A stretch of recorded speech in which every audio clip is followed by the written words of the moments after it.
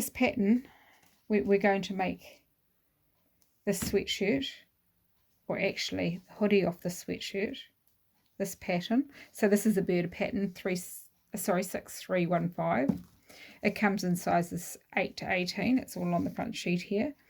It's got, these are the views, the view C, A and B. They're very light in there, and basically you can interchange the hoodie of that one onto that one, the pocket onto this one.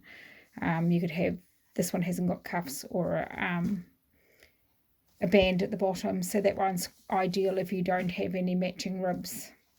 So on the front of the sheet here, you've basically, it's showing you the sizes, it's showing you what it is. So it's a shirt, they call it a t-shirt, and all the patterns have seam allowances. On the back, where often they would have the sizes here of what size you are, and you could work out what size to buy. It appears they don't actually have that on this pattern, so it's saying here that it's a shirt. It's saying it's the 6315, it's the style number. This is Burda, it's the name, the brand. And then you've got here the size of the fabric, the width of the fabric here, so it's got it in centimetres and inches. Here in New Zealand, where we were videoing from, is we do centimetres. And then there's the views down here, so that they're interchangeable, so the A, the B, the C.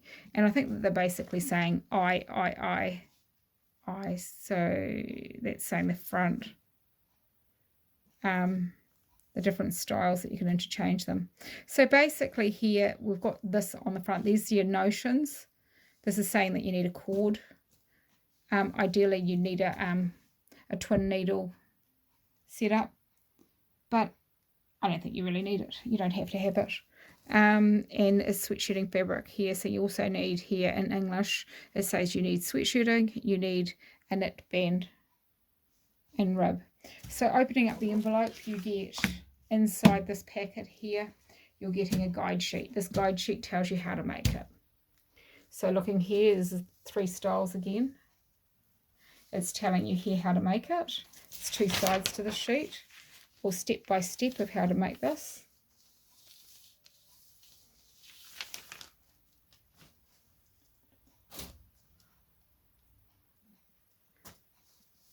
So this is the second page here telling you how to make it step by step. So on the front page here, the main part at the beginning we're going to need to look at is what pattern pieces do we need. Pattern pieces, we're speaking English, we're in English, so we're looking here.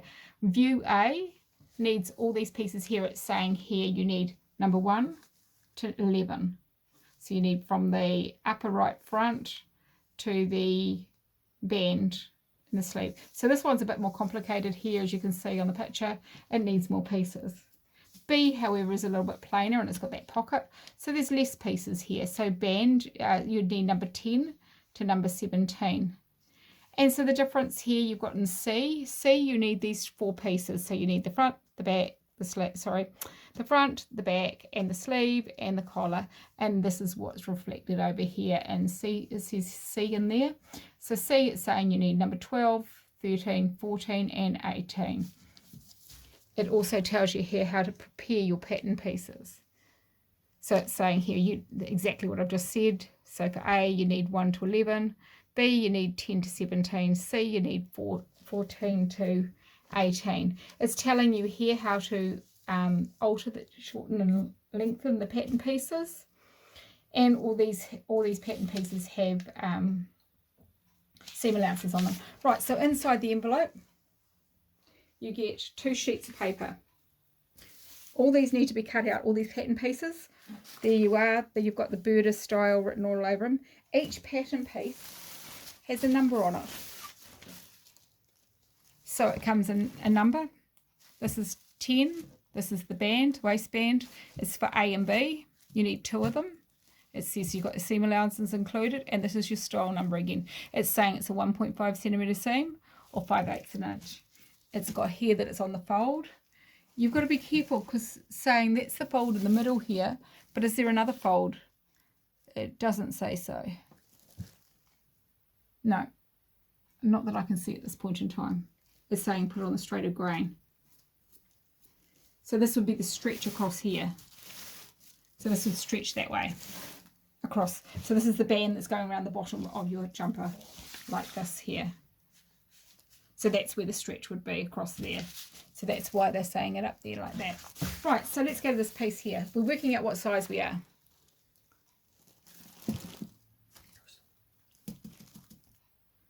In the middle of this pattern, you have a chart here. This is telling you what size you are. So you've got to look in this one here. It's got, let me closer in. It's got here, so basically numbers beside all of them. So the main ones that would be interested in here would be bust, which is number 2, and the hip measurement at 4.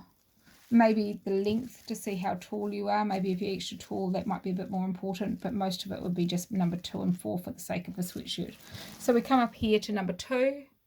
It's saying your measurements across here in inches and in centimetres. You're looking here in the European styles, numbers, sizings, and then the US sizings on the next line here. So it goes up to 18, so this is the maximum size you can have. So basically for this one here, the maximum you have for 18, I guess it does go to 18, yeah, would be number 2, 100 centimetres. And that's for your bust, and for your hips, number 4 is 106 centimetres.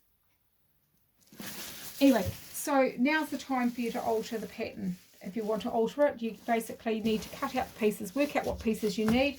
So I am going to do C, but I'm going to put the hoodie here from A in it. So I need the front, the back, the sleeve, and the hoodie. I might even consider putting the rib on. I might do a demonstration for that as well, but I'm having to think about it and see if I can find some matching fabric.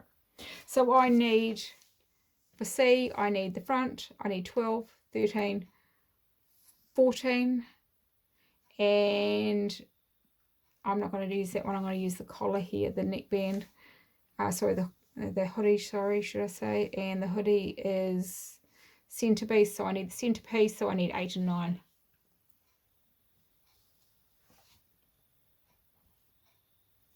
So what I've done here is cut out number 13. Now I've actually lengthened it. I've used the extra piece of paper, the tissue paper that they've got around some of the pieces.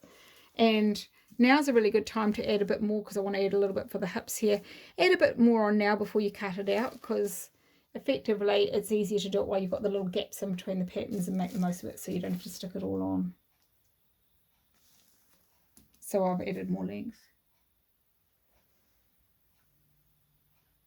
And personally, I wanted the armhole a little bit higher, so I raised the armhole a little bit higher as well.